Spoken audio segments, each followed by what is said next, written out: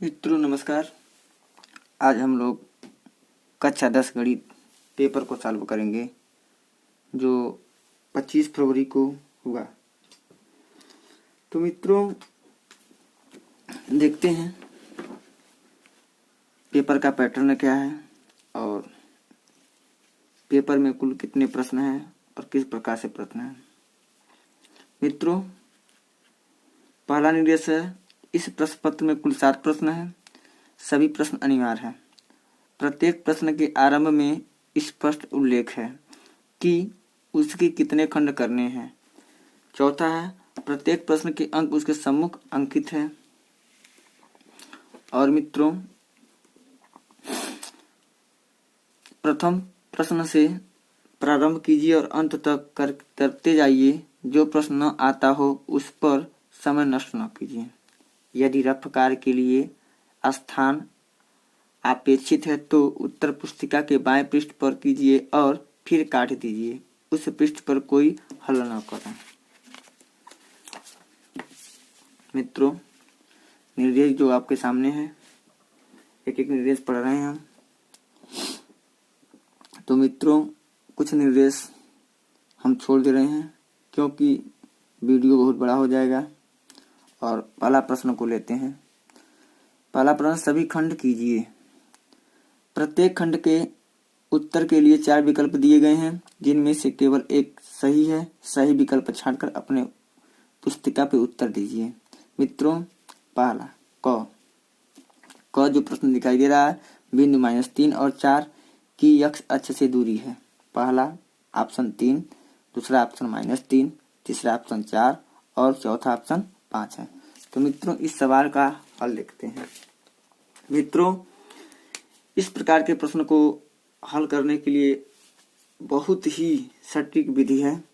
एक सूत्र होता है कि x अक्ष से दूरी पूछा। इसमें x अक्ष से दूरी, तो x अक्ष से दूरी मित्रों जो यह x की वैल्यू है, ये y की वैल्यू है, तो y की वैल्यू को ही लिख देते हैं। ये क्या हो जाएगा, आंसर। एकदम बहुत ही स्पष्ट क्वेश्चन, बहुत ही अच्छा क्वेश्चन आया था। मित्रों कभी इसमें पूछ सकता है y अक्ष से दूरी, याद कीजिए। मित्रों अगर y अक्ष से दूरी पूछेगा, y अक्ष से दूरी, तो हम लगाएंगे -3। x अक्ष की दूरी के लिए 4 और y अक्ष की दूरी के लिए -3 लगाते हैं। मित्र आइए अब अगले प्रश्न की ओर चलते हैं जो इस प्रकार से है। स्पष्ट से लिखा गया है कि ख समांतर श्रेणी -5, -5/2, 0, 5/2 डैश का 11वां पद होगा। मित्रों यह प्रश्न समांतर श्रेणी का है, तो लगाते हैं हम लोग और स्पष्ट से हम लोग देखेंगे इस प्रश्न को। तो मित्रों यह समांतर श्रेणी का 11वां पद पूछा है, तो सूत्र होता है n वां पद बराबर an बराबर a plus n-1 into D. जहाँ पे देख रहे हैं क्रम जो दिया है -5, -5/2, 0, 5/2, डैश इसी प्रकार से हमारा पद है, क्रम है। तो इसमें देखेंगे a बराबर क्या है, तो a बराबर होता है प्रथम पद। इसमें प्रथम पद -5 है। n बराबर मित्रों लेंगे 11 क्योंकि 11वां पद पूछा है।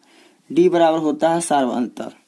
सार्वंतर बोले तो क्या करते हैं, दूसरी संख्या में से पहली संख्या को घटाएंगे या तीसरी संख्या में दूसरी संख्या को घटाएंगे तो सार्वंतर आ जाएगा। यानी कि -5/2 में से -5 को घटाएंगे तो क्या हो जाएगा, -5/2 प्लस 5, 5 दूनी 10, यानी प्लस 10/2, 2 बचे 10, माइनस में 5 प्लस में 10, क्या है, चिन्ह असमान है तो बड़ी संख्या में छोटी संख्या को हटाएंगे यानी कि 5/2 आएगा। मित्र यहाँ पे आ गया डी की वैल्यू 5/2। अब इसी सूत्र में हम इसको रखेंगे। तो यह सूत्र क्या है मित्रों, यहाँ पे देखिए, यहाँ पे लगा दे रहे हैं सूत्र। देखिए यानी कि ए बराबर, यानी कि ए 11 बराबर 11 हम आपको पूछा -5 प्लस ब्रैकेट में 11 - 1 इंटू डी की मान 5/2। अब हो जाएगा -5 प्लस, यानी कि 11 में से एक कम हटा लेंगे, 10 × 5/2, 2 से कट जाएगा, 5 दूनी 10, हो क्या जाएगा -5 प्लस 25। असमान चिन्ह होते हैं तो घटा के, समान चिन्ह होते तो जोड़ के। तो मित्रों 25 में से 5 को घटाएंगे, यानी कि आएगा आंसर बी। यानी इस प्रश्न का, यानी ख नंबर का उत्तर होगा 20। जो विकल्प नंबर कौन है, तीसरा। राइट आंसर विकल्प नंबर 3, 20 नंबर। दोस्तों क्रम को आगे बढ़ाते हैं, पुनः अगले सवाल पे हम लोग चलते हैं। क्या है अगला सवाल, देखते हैं। बहुत ही अच्छा सवाल है, प्रायिकता से आया है मित्र। एक सिक्के को उछालने पर ऊपर शीर्ष आने की प्रायिकता है। मित्र यह प्रायिकता की सबसे सरल और सबसे आसान सवाल है, प्रायिकता पूछा है। एक सिक्के को उछालते हैं तो उसकी दो एक हेड एक टेल आने की संभावना रहती है, यानी कि एक शीर्ष आने की संभावना कितनी है, एक बार है। तो प्रायिकता बराबर डायरेक्ट लिख सकते हैं, सिक्के उछालने पर, डायरेक्ट इसका आंसर होगा सिक्के उछालने पर ऊपर शीर्ष आने की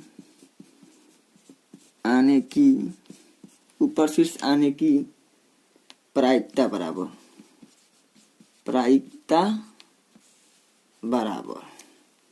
क्या हो जाएगा मित्र, शीर्ष कितनी बार आ सकता है, एक बार।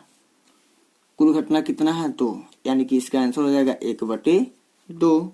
जो प्रश्न नंबर है या ग, प्रश्न नंबर ग का राइट आंसर हो जाएगा क्या, 1/2।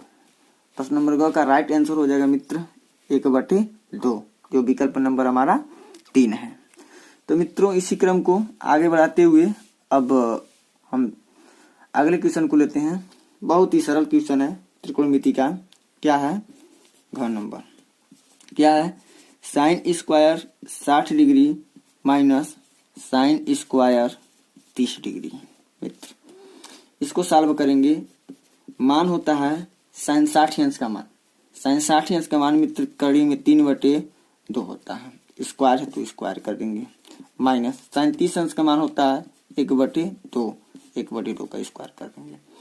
अब मित्र जान लीजिए, अगर कोई भी चीज करड़ी में है, सपोज की करड़ी में ए है, अगर इसका वर्ग करेंगे तो मित्र यह आ जाएगा कितना, ए, केवल ए आएगा। उसी प्रकार से करड़ी में 3 का वर्ग है और 2 का भी है, अंश और दोनों का वर्ग है, तो यानी हो जाएगा 3/4 माइनस 1/4। मित्र हर बराबर है तो अंश को जोड़ेंगे या घटाएंगे चिन्ह के अनुरूप, यानी 3 माइनस 1/4 यानी कि 2/4, 2 एकन्ने 2, 2 दूनी 4, यानी हो जाएगा राइट आंसर 1/2। इसका राइट आंसर हो जाएगा मित्र 1/2। तो पुनः हम सवाल को आगे बढ़ाते हैं और इसका हल देखते हैं। मित्र अब हम लोग अगले सवाल पे चर्चा करेंगे। सबसे सरल और सबसे अच्छा सवाल है जो अंग नंबर। क्या दिया मित्र, चित्र में एच के और ABC समरूप त्रिभुज हैं। यदि ए के बराबर 10 सेमी और BC बराबर 3.5 सेमी और एच के बराबर 7 सेमी हो तो AC का मान होगा।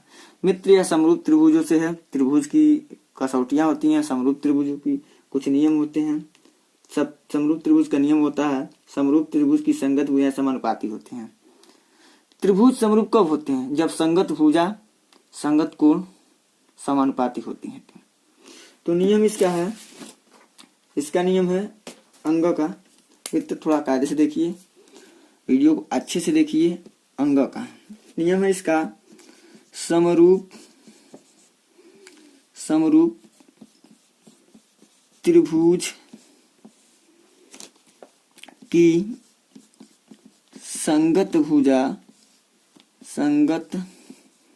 भुजा समानुपाती होती है, समानुपाती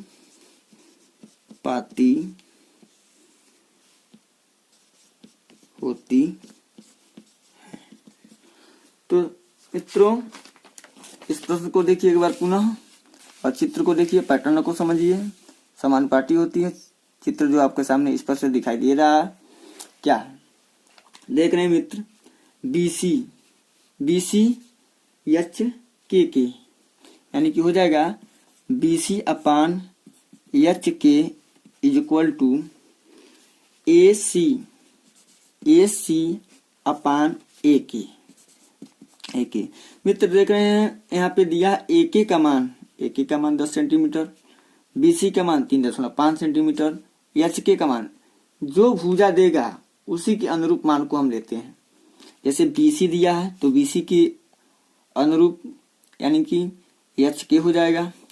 AC दिया है तो हम AK का लेंगे, AK का मान दिया, AC का मान निकालना है।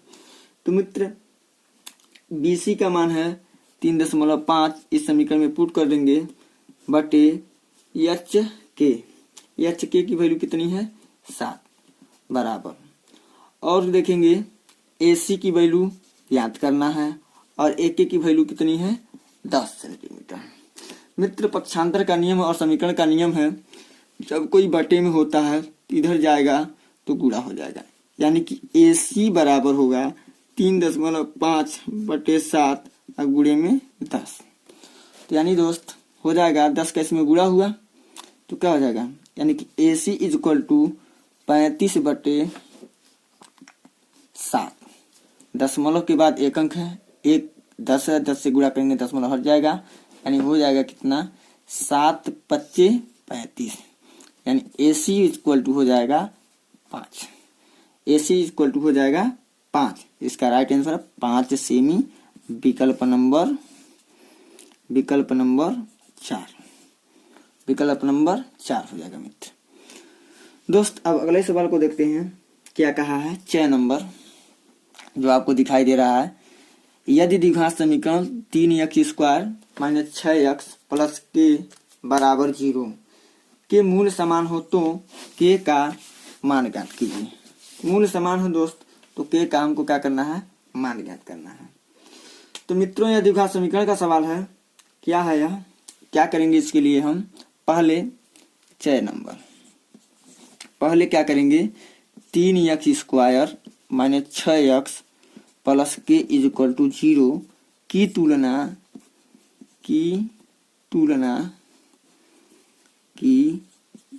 तुलना मानक द्विघात समीकरण मानक द्विघात समीकरण होता है ax² + bx + c = 0 से करने पर देखिए, यानी x² के पास a है, यहाँ पे x² के पास 3 है, चूंकि हम कर सकते हैं a बराबर 3। यहाँ पे देखिए x के पास b है तो b की वैल्यू इसमें x के पास क्या है? -6, तो b = लिख सकते हैं -6। c की वैल्यू क्या है? c की वैल्यू k है। और चूंकि क्या है इसमें दिया है, चूंकि मूल समीकरण के मूल बराबर है, चूंकि समीकरण के मूल बराबर हैं, चूंकि समीकरण के मूल बराबर है इसलिए विविधीकर d बराबर होगा 0।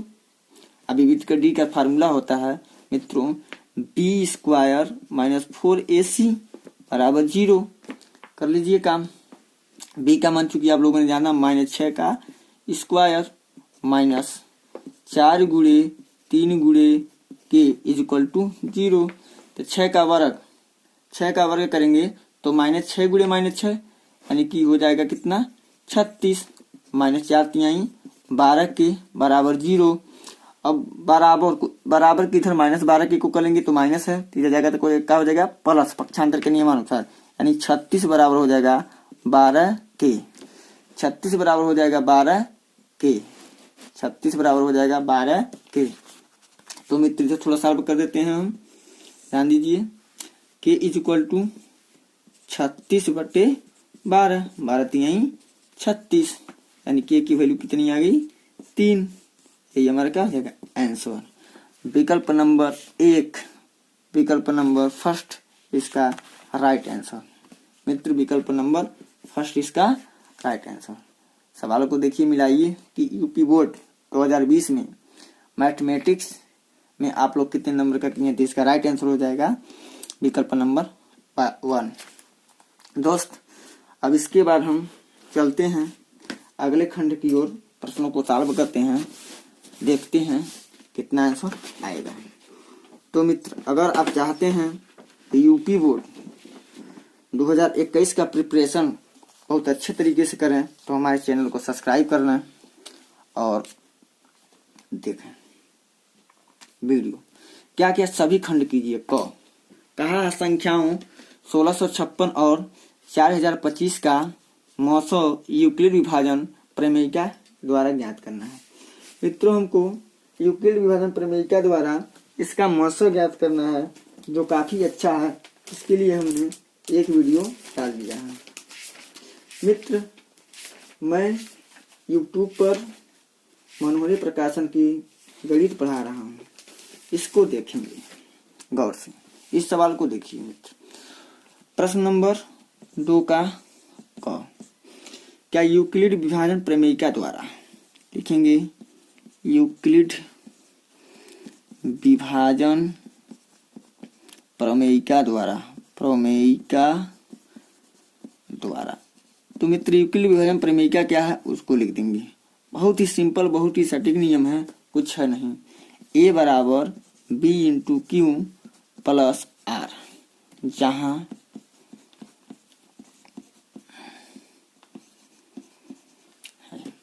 अब क्या करेंगे मित्र, इस पे सेट करने के लिए हम सवाल को बनाएंगे।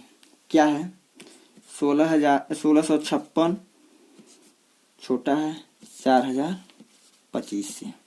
मित्र यहाँ पे इसको बनाएंगे सवाल को। मित्रों पहले इसको सवाल को बनाने के लिए भाग विषय मौसम निकाल लीजिए। भाग विषय मौसम निकालेंगे हम। यहाँ पे गौर से देखिए कि 4025 भागा करेंगे किससे 1656 से। 1656 से कितने बार में जाएगा 2 बार में जाएगा, यानी हो जाएगा 33 112।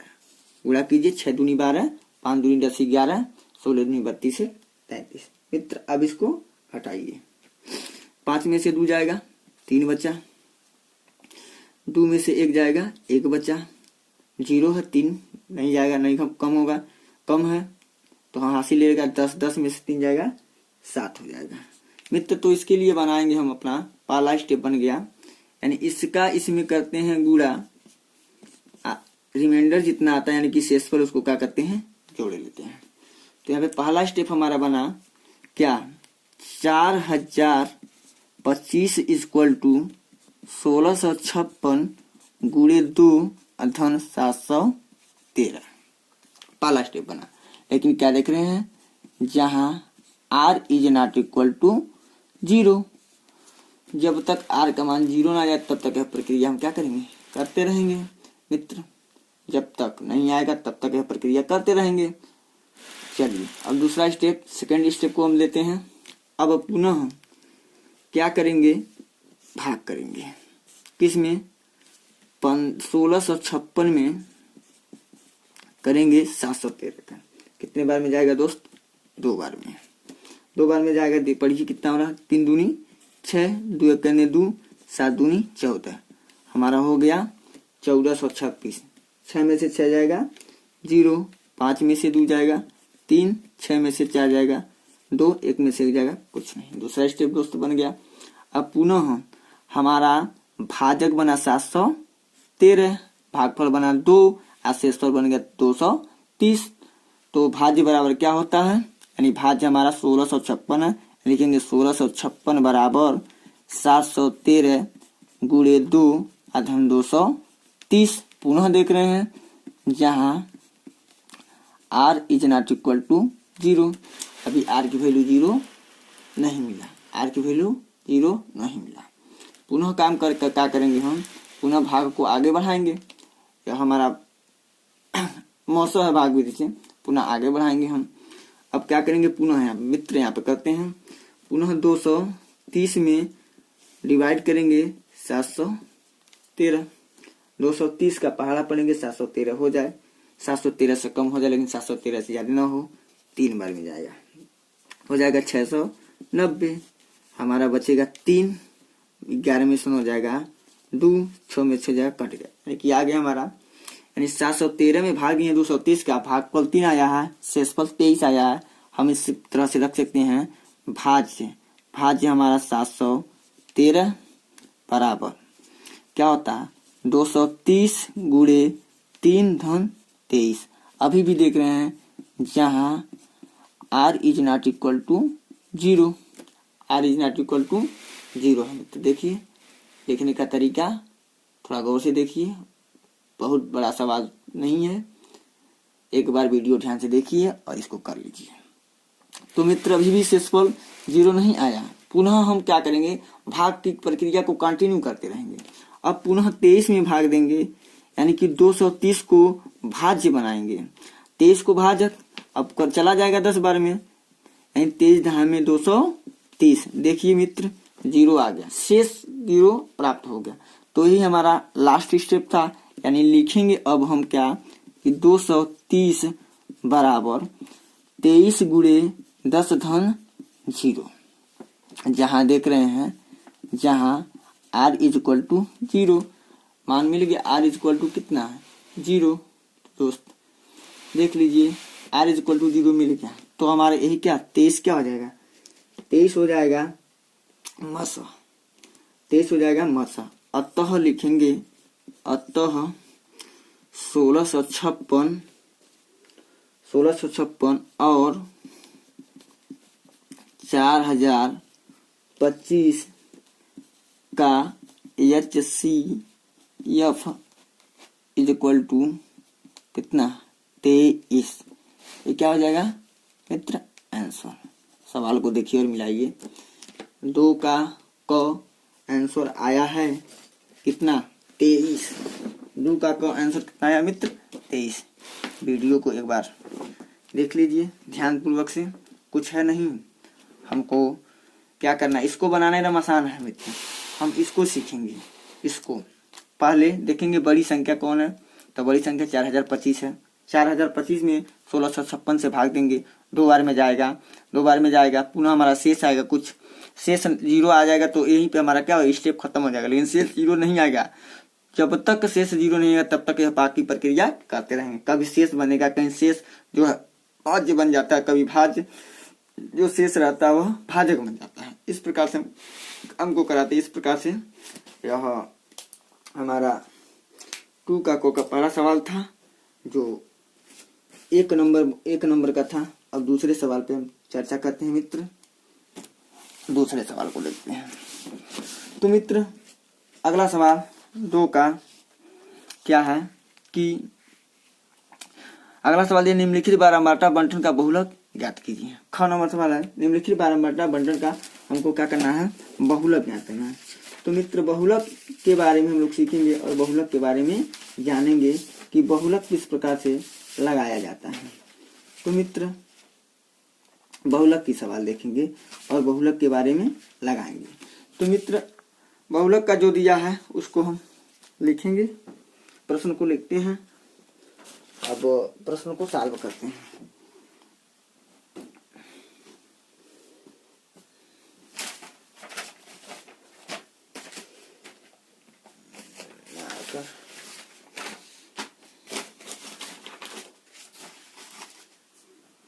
तो दोस्त देखेंगे क्या दिया है, वर्ग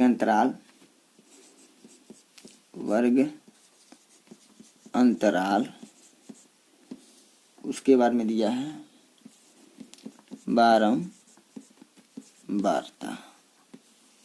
वर्ग अंतराल और बारंबारता। बहुलक में मित्र कुछ भी इस तरह कॉलम बनाने की जरूरत नहीं है, कुछ भी इस तरह कॉलम बनाने की जरूरत नहीं है।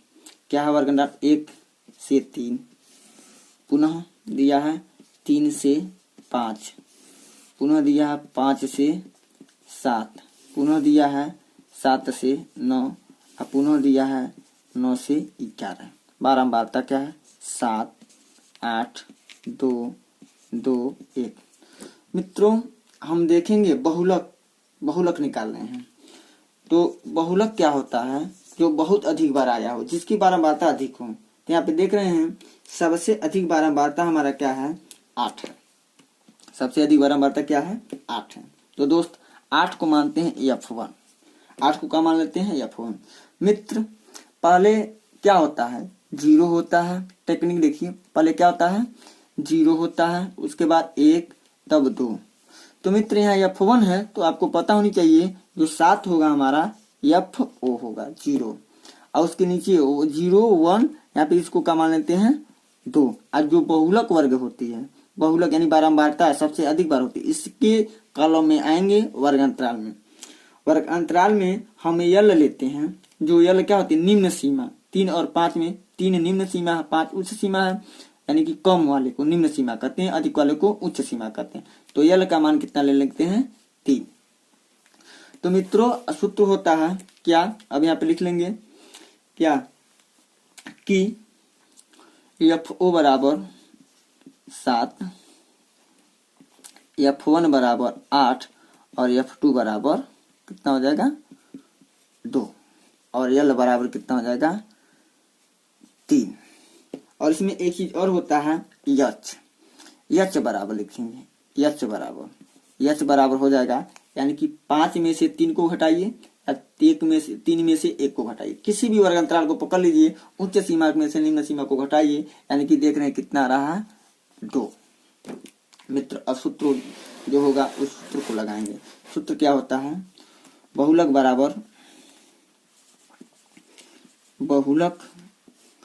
बराबर होता है L प्लस ब्रैकेट में F1 माइनस FO अपान 2F1 minus FO minus F2, अब मल्टीप्लाई कराएंगे H का मान इसी में सेट कीजिए। L का मान कितना है, 3 है, प्लस F1 का मान कितना है, 8, F0 का मान कितना है, 7 बटे 2 गुणे 8 माइनस FO का मान कितना है, 7, और क्या है F2 का मान कितना है, माइनस में 2। अब करा देंगे क्या, गुणा H से, H यानी कि 2 से। अब आगे बढ़ेंगे दोस्त, यानी हो जाएगा क्या, 3 प्लस 8 में से 7, 8 में से 7 घटाएंगे, यानी 1 बचेगा, 8 दूनी 16 हो जाएगा, 16। अब माइनस ए भी माइनस, जब दो समान चिन्ह वाले अंक होते हैं दोनों को जोड़ लेते हैं। कितने लोग माइनस माइनस प्लस करके 7 दूना कर देते, नहीं मित्र, ए भी माइनस दोनों को जोड़ेंगे, 7 दूना होगा, लेकिन दोनों के सामने वाला चिन्ह लगा देंगे -9, अगुड़े कितना हो जाएगा, 2। अब अगले स्टेप पे चलेंगे, 3 प्लस कितना हो जाएगा, 1 बटे 16 में सुन हो जाएगा, 16 में सुन हो जाएगा 7, गुणे काट कर देंगे 2। अब क्या हो जाएगा दोस्त, इसको थोड़ा सा हल कर लेंगे, यानी 3 प्लस 2 बटे 7। दोस्त थोड़ा यहाँ पे हम इसको हल कर देते हैं, यहाँ पे हल कर देते हैं, यानी कि 3 प्लस, यानी कि 3 का इसमें क्या हो जाएगा, इसके नीचे 1, तो ये गुणा कर लीजिए, 7 3 21, अब प्लस 2 कन्ने 2 और 7 कन्ने 7। अब 21 में 2 जोड़िए, यानी कितना हो जाएगा, 23। कितना होगा, 23 बटे 7। अब 23 में भाग दीजिए 7 का, 7 3 21, 3.285 और 7 आएगा, तो इसका राइट आंसर हो जाएगा, यानी कि 3.285 7। ये हमारा क्या हो जाएगा आंसर। सवाल नंबर 2 का ख का हो जाएगा 3.2857, यही आंसर होगा। मित्र, अगर यह वीडियो पसंद आए तो एक बार इस वीडियो को लाइक कर दीजिए, शेयर कर दीजिए और हमारे चैनल को सब्सक्राइब कर दीजिए। और बोर्ड से हर सारी अपडेट आप पाते रहेंगे। तो मित्र, अगला सवाल क्या है? बहुत ही सिंपल, बहुत ही सरल सवाल आपके सामने लाएंगे जो त्रिकोणमिति से है, उसको देखेंगे मित्र। तो त्रिकोणमिति का जो सवाल दिया है उसको देखिए। ग नंबर सवाल सबसे सरल है। मान याद केवल होना चाहिए, इसमें मान को रखना है। 1 नंबर एकदम हलवा की तरह ले सकते हैं आप लोग। 10 30 अंश इंटू कोसेक 60 अंश प्लस 10 60 अंश इंटू 60 अंश। मित्रों, इसके लिए मैं स्पेशल एक वीडियो बनाऊंगा जो मान को एकदम आसानी पूर्वक याद कराऊंगा। तो दोस्त, क्या दिया है सवाल को देखेंगे। 2 का ग, 2 का मित्र ग दिया है 10 30 degree into cosec 60 degree plus कितना दिया है, plus 10 60 degree into sec 30 degree है। तो मित्र, मान याद होनी चाहिए। तो मान को याद कर लेगा लड़का, जो छात्र, वो आराम से लगा सकता है। 10 30 अंश का मान होता है 1/√3 इंटू कोसेक 60 डिग्री का मान होता है 2/√3, यानी कि साइन का उल्टा कोसेक होता है। तो साइन 60 अंश का मान कड़ी में 3/2 होता है, तो कोसेक 60 अंश का मान सेम उसका विपरीत उल्टा हो जाएगा। प्लस लगाएंगे 10 60 डिग्री का मान, 10 60 डिग्री का मान मित्र होता है कड़ी में 3 अगुड़े सेक 30 डिग्री का मान, तो काश 30 डिग्री का उल्टा होता है सेक 30 डिग्री, यानी हो जाएगा इसका मान 2/3। तो मित्र, कड़ी में 3 से कड़ी में 3 कट गया, यानी बचा क्या हमारे पास, देख लीजिए 1/2 करने 2 सॉरी 2 करने 2, कड़ी में 3 का गुणा जब कड़ी में 3 हुआ तो हो जाएगा 3 प्लस 2 केवल बचा 2 लिख लेंगे। क्या करेंगे, 2 3 6, 2 प्लस 3 दूनी 6/3 हो गया। अब इसको जोड़ लीजिए, 6 2 8, 8/, कितना हो जाएगा 3, यानी इसका ये आंसर हो जाएगा। 2 का कक हो जाएगा 8/3। अब अगले सवाल की ओर लेके चलते हैं मित्र। अगला सवाल देखिए क्या है। अगला सवाल है क्या, घ नंबर, पुनः त्रिभुज से आया है। त्रिभुज से केवल समरूप त्रिभुज पे दिया सवाल। 1 नंबर में दिया त्रिभुज एबीसी और त्रिभुज PQR समरूप त्रिभुज हैं। तो मित्र, सर्वप्रथम क्या कीजिए, आप लोग 2 त्रिभुज बना दीजिए। छोटा छोटा हम 2 त्रिभुज समझने के लिए यहाँ पे बना देते हैं।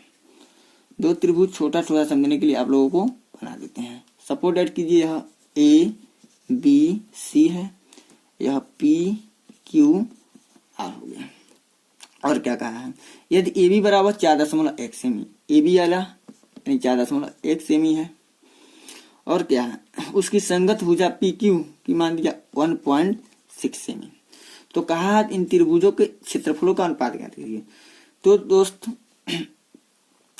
यह प्रश्नावली 6 में एक प्रमेय है, त्रिभुजों पे संबंधित प्रमेय है। उस प्रमेय को बताएंगे हम।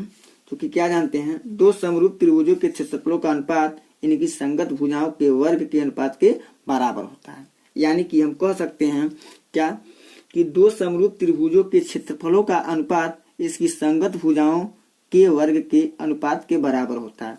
यानी देख रहे हैं, चूंकि क्या है, चूंकि देख रहे हैं, लिखेंगे यहाँ पे चूंकि त्रिभुज ABC समरूप है त्रिभुज PQR के, तब हम कह सकते हैं, तब हम लिख सकते हैं क्या, एरिया त्रिभुज ABC अपान एरिया त्रिभुज PQR इज इक्वल टू हो जाएगा AB अपान PQ का होल स्क्वायर।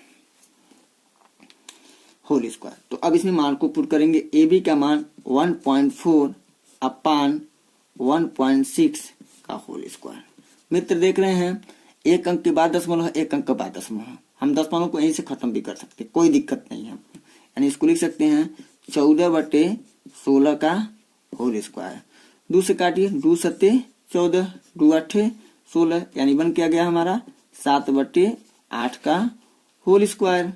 यानी स्क्वायर का मतलब क्या होता है 7/8 का गुणा 2 बार हमको करना है। यहाँ पे कर दे रहे हैं मित्र, यानी यहाँ पे हम कर दे रहे हैं, यानी कि हो जाएगा 7/8 गुणे 7/8, 7 सत्ते 49, 49/64, यानी हो जाएगा अनुपात में इसको देख सकते हैं 49/64 इसका राइट आंसर होगा।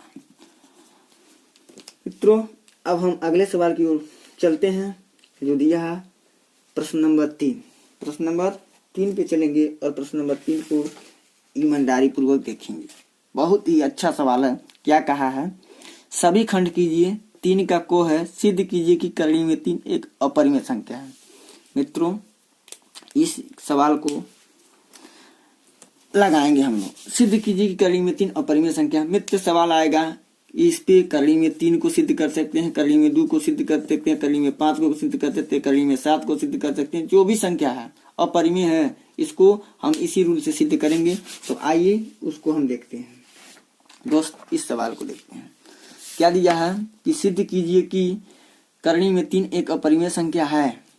क्या है, मान लेंगे माना करणी में 3 एक परिमेय संख्या है जो दिए गए कि क्या है विपरीत है। इसलिए करणी में 3 बराबर a/b, जहां a और b सहअभाज्य पूर्णांक हैं तथा b is not equal to 2। मित्रों आप जानते हैं सह मतलब साथ, अभाज्य मतलब अभाज्य वाली संख्या है जिनके बीच का कॉमन 1 हो, यानी कि उभयनिष्ठ गुणनखंड 1 हो, हम इसको सहअभाज्य संख्या कहते हैं। दूसरा स्टेप होगा करणी में 3 बराबर a/b, यानी कि करणी में 3 इंटू बी बराबर a। कोई भी भाग का प्रक्रिया रहता है जब एक पक्ष से दूसरे पक्ष में आता है तो गुणा हो जाता है, यानी करणी में 3 इंटू बी बराबर हम लिख सकते हैं a। अब इसको लिखेंगे मित्रों क्या, दोनों पक्षों का वर्ग करने पर, दोनों पक्षों का क्या कर देंगे वर्ग। तो क्या हो जाएगा करणी में 3 इंटू बी का स्क्वायर बराबर a स्क्वायर। करणी में 3 का स्क्वायर 3 होगा, b का स्क्वायर b स्क्वायर बराबर a स्क्वायर। समीकरण नंबर इसको फर्स्ट मान लेंगे। यहाँ पे क्या देख रहे हैं मित्र, a स्क्वायर 3 से विभाज्य है, इसलिए a भी 3 से विभाज्य होगा। अगर कोई किसी संख्या का वर्ग किसी संख्या से विभाज्य है तो उसकी मूल संख्या भी उस संख्या से विभाज्य होती है मित्र। अब दूसरा स्टेप, इसलिए a भी 3 से विभाज्य होगी, a बराबर 3 की मान लेंगे, माना a बराबर 3 की, जहाँ के a पूर्णांक है समीकरण 2। अब क्या लिखा है, समीकरण 1 में समीकरण 2 का मान रखने पर तो क्या हो जाएगा, समीकरण 1 में समीकरण 2 का मान इसमें रखेंगे, a के जगह हम रखेंगे 3 के, तो 3b स्क्वायर है यह है हमारा पे समीकरण 1 में। a की जगह हम रखेंगे 3k का स्क्वायर, तो 3 का स्क्वायर 9 और k का स्क्वायर k स्क्वायर, तो 3b स्क्वायर बराबर 9k स्क्वायर हो जाएगा।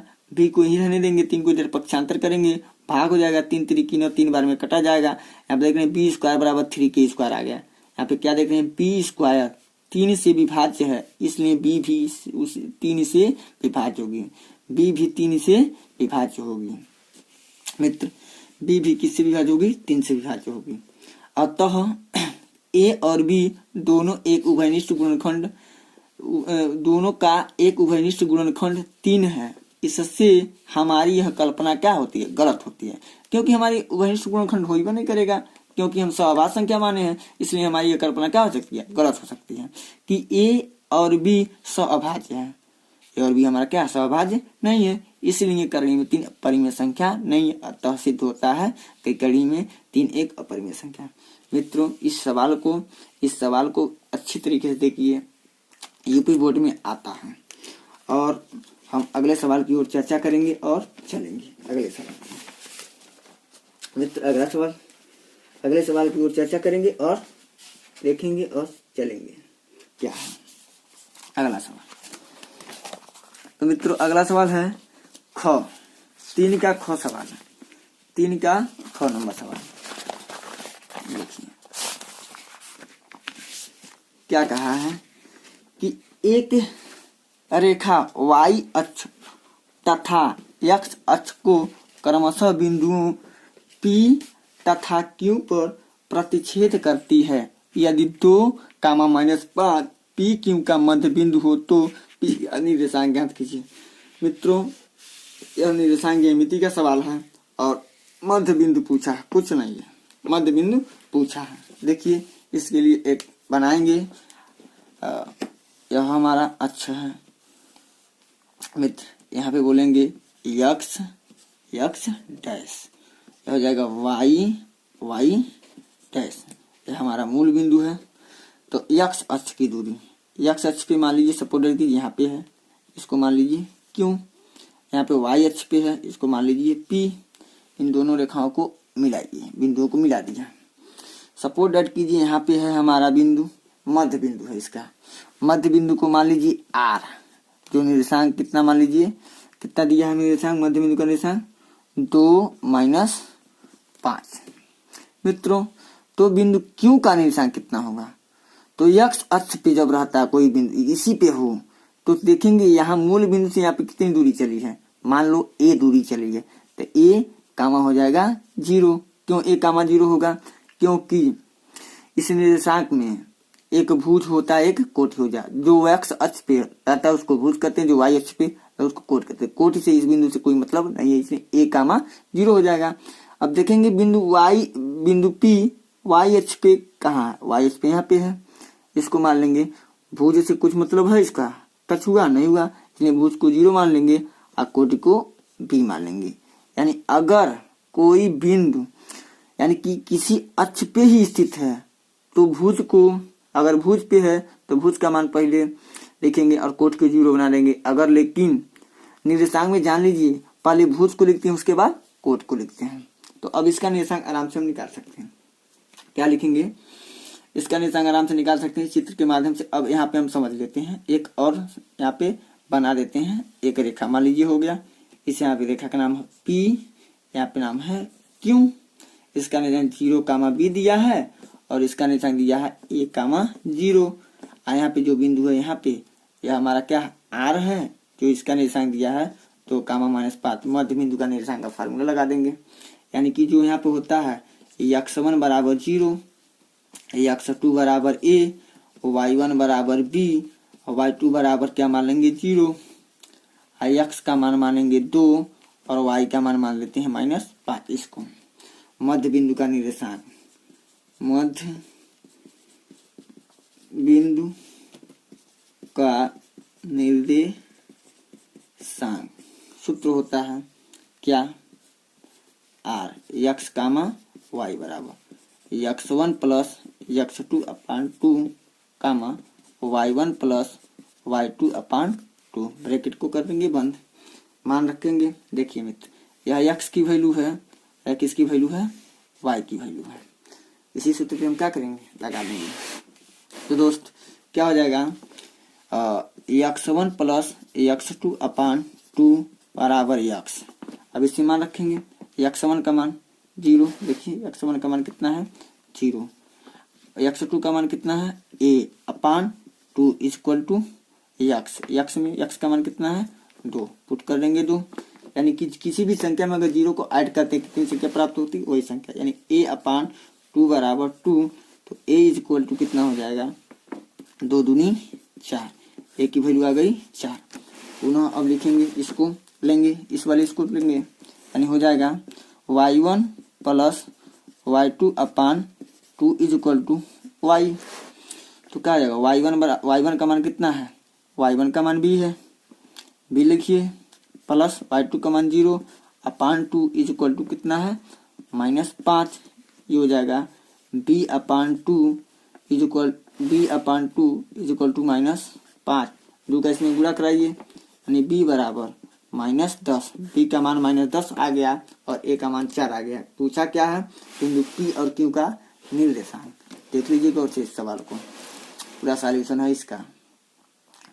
वीडियो को रोक के इसको नोट भी कर सकते हैं कृपया, और सवाल को समझ भी सकते हैं, जो डायग्राम सहित लगा है। अतः बिंदु P का निर्देशांक और Q का निर्देशांक आराम से लेंगे। तो P का निर्देशांक होगा 0,b, यानी 0,b का मान कितना है -10 ले लेंगे। Q के निर्देशांक को लिख लेंगे, कितना आया a,0, a का मान 4,0।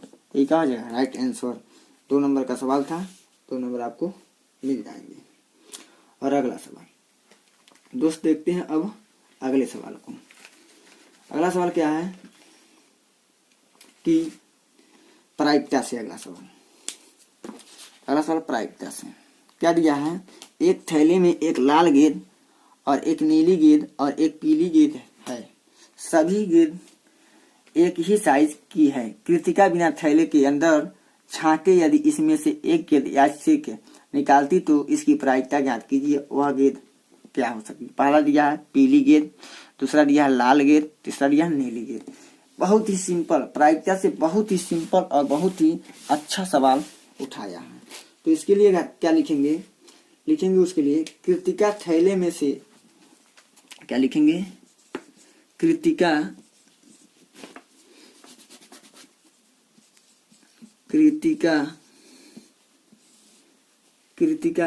थैले में से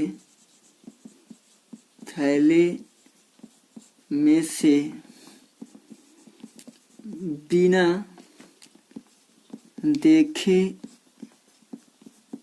गेंद निकालती है।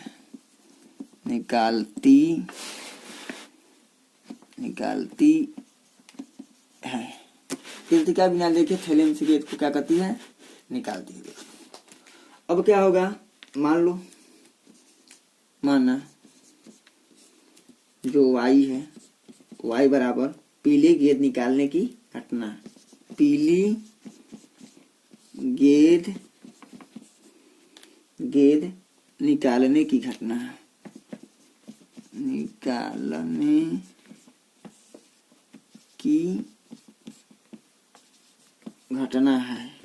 इसी प्रकार से हम लिख लेंगे r बराबर लाल गेंद निकालने की घटना, b बराबर क्या हो जाएगा, नीली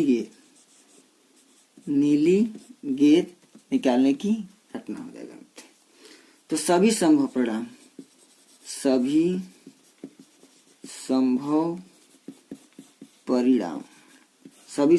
कितने हो जाएंगे, सभी संभव परिणामों की संख्या कितनी हो जाएगी, 3। अब लिखेंगे क्या, y के अनुकूल परिणामों की संख्या कितनी है, 1 है। y के अनुकूल संभव परिणामों की संख्या, y के अनुकूल परिणामों की संख्या 1 है। r के अनुकूल परिणामों की संख्या भी 1 है, और जो नीली है उसकी भी कितनी है, 1 है।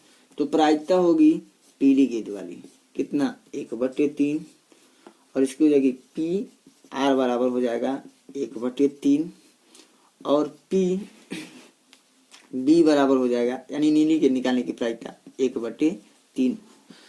उस थैले में मात्र 3 गेंद है, अगर उसको निकालेगी, मान लो पीली गेंद निकलने की संभावना कितनी है, 1, और कुल गेंदों की संख्या कितनी है, 3।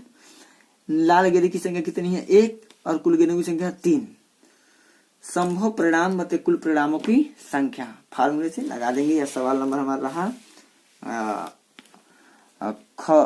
हमारा सवाल नंबर ग, जो हमारे तीसरे खंड का है। 2 नंबर मिले इसके लिए। पुनः हमारा आगे अगला सवाल जो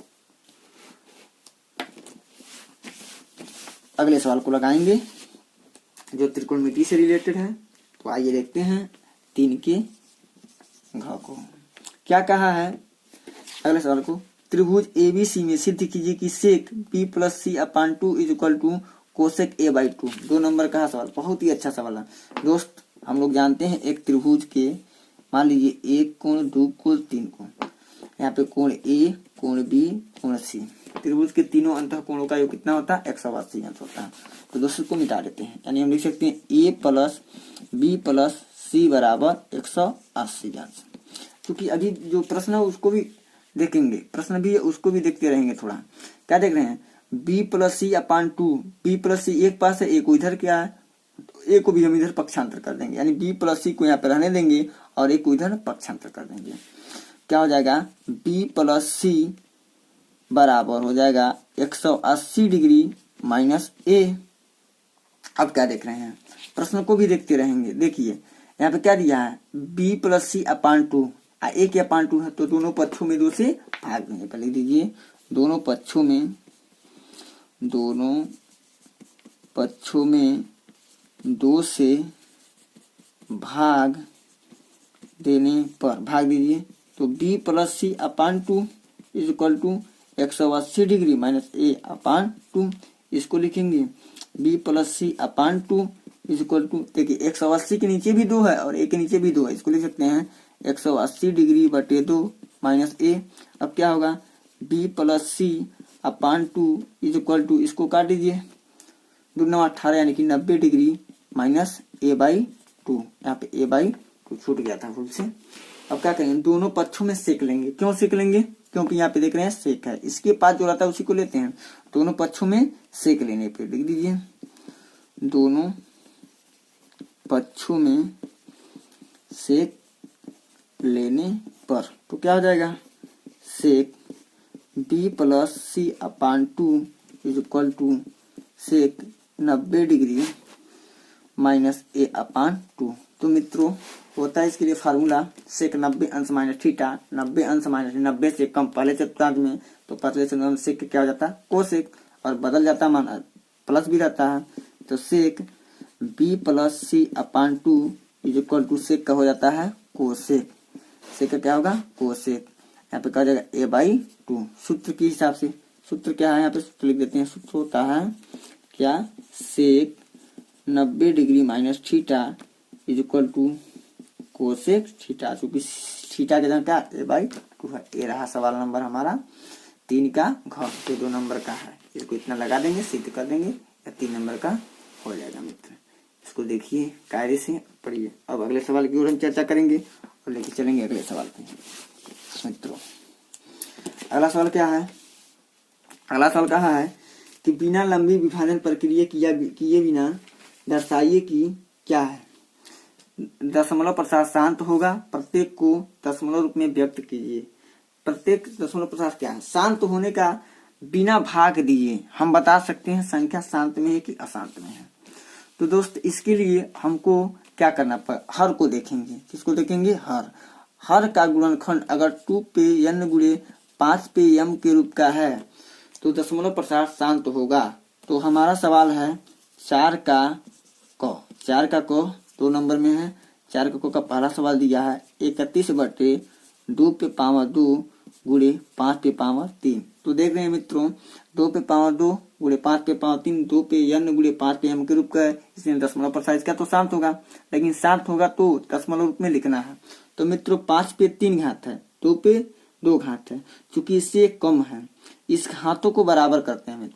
तो 2 से ऊपर गुणा करा देंगे 2 से नीचे।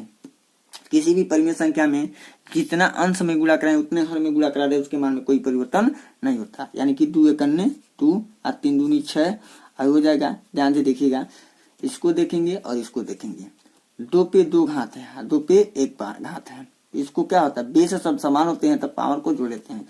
2 पे 3 गुणे 5 पे 3। नियम क्या है? अब अगर a पे n गुणे b पे भी n हो, अगर आधार क्या है असमान है और पावर समान हो तो इसको लिख सकते हैं हम कि a गुणे b पे पावर दोनों पे पावर n के रूप में लिख सकते हैं। इस सूत्र के हिसाब से इसको कर लेंगे। इसको मिटा देते हैं मित्र, यानी करेंगे इसको 62 बटे 5 दूनी 10, यानी 5 दूनी 10 पे पावर 3। 10 पे पावर 3 का मतलब क्या होता है 62 बटे 1000। 1 लिख के 3 जीरो। अगर एक सिंगल जीरो है पावर 3 है तो सिंगल जीरो 3 बार बढ़ाएंगे, यानी 65 बटे 1000 का मतलब क्या होगा मित्र? जीरो की संख्या कितनी है 3। अब हम क्या करेंगे यहाँ पे डायरेक्ट लिख देते हैं। अब क्या करते हैं यहाँ पे कि 62 लिखेंगे, अंक 2 है, पीछे से 3 अंक के बाद दशमलव लगाएंगे तो 1 2 3 जितना सुनना उतना पीछे से अंश में दशमलव लगाते हैं। 1 2 अंक है तो 3 अंक बढ़ाएंगे, 1 जीरो बढ़ा लेंगे और दशमलव लगा के यहाँ पे 0 बढ़ा। ये क्या हो जाएगा हमारा पहला आंसर। अब दूसरे सवाल को देखते हैं मित्र। दूसरा सवाल है 33 बटे 50 मित्र। तो सबसे सरल सवाल है और सबसे आसान सवाल भी है। सबसे सरल है और सबसे क्या है आसान भी है। 50 से 50 में 2 से गुणा करा दिए 100 हो जाएगा। 2 से ऊपर गुणा 2 से नीचे गुणा, यानी 3 दूनी 6 3 दूनी 6, यानी 50 दूनी 100, यानी कि एकदम आराम से हो जाएगा। 66 लिख दीजिए। जीरो कितना है 2, पीछे 2 अंक के बाद क्या रखिए दशमलव लगा दीजिए, क्या हो जाएगा आंसर। इसके लिए आपको 2 नंबर मिल जाएंगे। अब देखिए अगला सवाल क्या है, 4 का ख नंबर सवाल। उस त्रिभुज का क्षेत्रफल ज्ञात कीजिए जिसके शीर्ष के निर्देशांक 0,0, 2,0 और 0,3 है। तो अब हमको त्रिभुज का क्षेत्रफल निकालना है। चलिए मित्रों त्रिभुज का क्षेत्रफल निकालते हैं। तो आप लोगों ने पढ़ा होगा त्रिभुज का क्षेत्रफल, क्योंकि त्रिभुज को हम बना देते हैं यहाँ पे, इस कोने पे त्रिभुज को हम क्या करते हैं, एक छोटा सा त्रिभुज बना देते हैं। 3 भुजाओं 3 रेखाखंडों से घिरी हुई आकृति को त्रिभुज कहते हैं। ए मानेंगे, बी मानेंगे, सी मानेंगे। सवाल नंबर हम लगा रहे हैं ख, 4 का ख हल करेंगे। इसको मानेंगे ए का निशान 0,0, बी का निशान 2,0 मान लीजिए, सी का निशान 0,3 है। तो अब इसको कर लीजिए, लगाइए। कैसे लगेगा, इसको लिखेंगे x1 बराबर 0, पहले x1 y1, x2 y2, x3 y3 के रूप में मानेंगे। x1 बराबर 0, x2 बराबर 2, x3 बराबर 0, पुनः हो जाएगा y1 बराबर 0, y2 बराबर 0, y3 बराबर हो जाएगा 3। तो अब इसका क्षेत्रफल आराम से लगा देंगे। क्या होता है क्षेत्रफल पे चलते हैं, लिखेंगे मित्र त्रिभुज का क्षेत्रफल। क्या, त्रिभुज का क्षेत्रफल बराबर, त्रिभुज का क्षेत्रफल बराबर क्या होता है, 1/2 ब्रैकेट में x1 ब्रैकेट बंद यानी कि y2 minus y3 plus x2 y3 minus y1 plus x क्या हो जाएगा x3 y1 minus y2, bracket को कर देंगे बंद। सूत्र को देख लीजिए, बहुत इंपॉर्टेंट सूत्र है। सूत्र को देखेंगे और लगाएंगे सवाल को। जो मान आप लोगों के सामने दिया है, यहाँ पे क्षेत्रफल आ रहा है, केवल यहाँ त्रिभुज का क्षेत्रफल है, उसको देखेंगे। अब यहीं से क्या करेंगे, निकाल लेंगे। मान को रखिए 1/2 ब्रैकेट बंद, x1 का मान 0, y2 का मान 0, y3 का मान 3 प्लस x2 का मान 2, y3 का मान 3, y1 का मान 0, तो यहाँ पे लिखा स्पष्ट दिखाई दे रहा है, प्लस x3 का मान 0, y1 का मान 0, y2 का मान 0। ब्रैकेट को बंद कर देंगे मित्र। 1/2 आप लोग जानते हैं, यहाँ पे 0 है, यहाँ पे 0 माइनस 3, तो माइनस 3 हो जाएगा, प्लस 2 गुणे 3 हो जाएगा, प्लस यहाँ पे 0 गुणे 0 कुछ नहीं, चाहे तो हम लिखें चाहे तो न लिखें। 1/2 अब क्या हो जाएगा, यहाँ पे 0 बन जाएगा, प्लस 3 दूनी 6 प्लस 0 हो जाएगा, यानी कि हो जाएगा 1/2 गुणे 6, 2 से कर जाएगा 2 3 6, यानी कि राइट आंसर हो जाएगा हमारा 3 वर्ग इकाई। इसका राइट आंसर होगा 3 वर्ग इकाई। 4 का ख राइट आंसर त्रिभुज का क्षेत्रफल होगा 3 वर्ग इकाई। तो दोस्तों इस सवाल को देखिए, गौर से समझिए और अपने प्रिपरेशन की तैयारी कर दीजिए। बोर्ड की तैयारी में लग जाइए, जुट जाइए। अब देखिए सवाल को। अब अगले सवाल को हम देखते हैं क्या होगा। अगला सवाल है गौ, 4 का गौ, पी के किन मानों के लिए निम्नलिखित समीकरणों के युग्म के एक अद्वितीय हल है।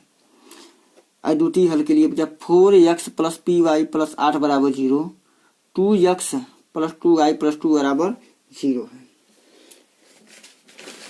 अद्वितीय हल के लिए पूछा है मित्र, पी के किन मानों के लिए अद्वितीय हल है, इसको हम देखेंगे और आसानी पूर्वक समझेंगे। वीडियो बहुत बड़ा न हो जाए, क्योंकि ज़्यादा बड़ा वीडियो से देखते नहीं हैं लोग। तो अब देखते हैं इस सवाल को।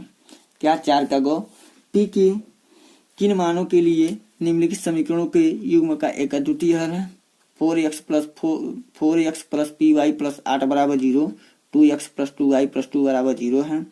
चूंकि a1 का मान 4 है, जैसे होता है a क्या होता है, a1x plus b1y plus c1 is equal to 0। दूसरा समीकरण a2x plus b2y plus c2 is equal to क्या होता है 0। तो A1 का मान 4, A2 का मान क्या हो जाएगा 2, B1 का मान 4 और B2 का मान 2। चूंकि युग्म का अद्वितीय हल होने के लिए प्रतिबंध क्या होता है अद्वितीय हल का, A1/A2 is not equal to B1/B2। A1 का मान 4 है, A2 का मान 2 है, रखेंगे is not equal to P/P2। 2 से 2 हर बराबर कट जाएगा, P बराबर P is not equal to 4। अतः 4 के अतिरिक्त P के प्रत्येक मान के लिए दिए हुए समीकरण युग्म का एक अद्वितीय हल होगा। यह हमारा रहा 4 का ग। अब हम चलेंगे अपने अगले सवाल की ओर लेके चलेंगे आप लोगों को और दिखाएंगे अगला सवाल क्या है। तो मित्रों अगला सवाल घ नंबर सवाल है, निम्नलिखित सारणी बारंबारता सारणी का माध्यक ज्ञात कीजिए। मित्रों हर साल माध्यक से एक सवाल कन्फर्म है, आते हैं माध्यक का सवाल, प्रत्येक साल एक सवाल आता है। तो मित्रों माध्यक का सवाल हम लोग देखेंगे और हल करेंगे कि माध्यक का सवाल किस प्रकार से लगेगा, और इसके लिए हमारा क्या होता है सूत्र होता है 4 का ख। तो मित्र इसका देखेंगे 4 का ख, निम्नलिखित बारंबारता सारणी से माध्यक ज्ञात कीजिए। वर्ग अंतराल दिया है, बारंबारता दिया है। तो माध्यक के लिए मित्रों वर्ग अंतराल और बारंबारता देता है, तो इसके लिए संचयी बारंबारता हम लोग क्या करते हैं बना लेते हैं, जिसको CF कहते हैं। मित्रों सेम वर्ग अंतराल वाले कॉलम में वर्ग अंतराल को लिख देते हैं, बारंबारता वाले कॉलम को वर्ग अंतराल में लिख देते हैं। संचयी बारंबारता बनाने के मैं तरीका बताता हूँ। 3 है तो 3 यहाँ पे लिख दीजिए। अब पुनः 10 में 3 जोड़िए 13 हो गया, पुनः 20 में 13 को जोड़िए 33 हो गया, पुनः 33 में 13 को जोड़ दीजिए यानी 46 हो जाएगा, पुनः 46 में 4 को जोड़िए 50 हो गया। इसको काउंट कीजिए यानी 50 होगा, इसके बराबर आना ही चाहिए। क्या देख रहे हैं यहाँ पे, यानी कि अब n/2 का मान निकालेंगे। n/2 बराबर 50/2, हमें पद का मान यानी 50/2, 2 से 50 काटेंगे यानी 25 बार में जाएगा, यानी 25 हमें पद जिसकी संचयी बारंबारता कितनी है 33 है। 25 हमें पद का मान 25 यानी कि 25 आया है, तो 20 और 33 के बीच में हमारा 25 होगा, इसमें 25 हमें पद का मान लेंगे, यानी हमारा वर्ग अंतराल हो जाएगा 40 और 55। वर्ग अंतराल 40 और 55 हो जाएगा। तो जो 20 आया 33 आया, 20 और 25 के बीच 20 और 33 के बीच में 25 आया है, तो इसको F मान लेते हैं, इसके ऊपर वाले को CF मान लेते हैं, और इसी के कॉलम में आ जाए वर्ग अंतराल में जो निम्न वाला है उसको L मान लेते हैं। तो L बराबर 40, F बराबर 20 और CF बराबर 30, और इससे बराबर हो जाएगा क्या, इसमें से इसको घटा देंगे, वर्ग अंतराल की उच्च सीमा से निम्न सीमा को घटा लेंगे, यानी हो जाएगा कितना 25 में से 10 कम यानी कि 15। आगे बढ़ेंगे, सवाल को दिखाए हैं लगा के। माध्यक बराबर हो जाएगा L plus n/2 minus CF/F गुणे H, जो L का मान 40 है, 50/2 माइनस 13 20 गुणे 15 कैलकुलेट कीजिए, 2 से या 25 बार में कट जाएगा, 25 दूनी 50 यानी 25 माइनस 13 15 मान गुणे 15, यहाँ देखिए 5 तिहाई 15 5 को 20 यानी 4 3 12 कट गया, 3 3 9 यानी 40 9 49 का राइट आंसर है। मित्रों आज के लिए इतना रहेगा, और बाकी सवाल को अब हम कल कराएंगे।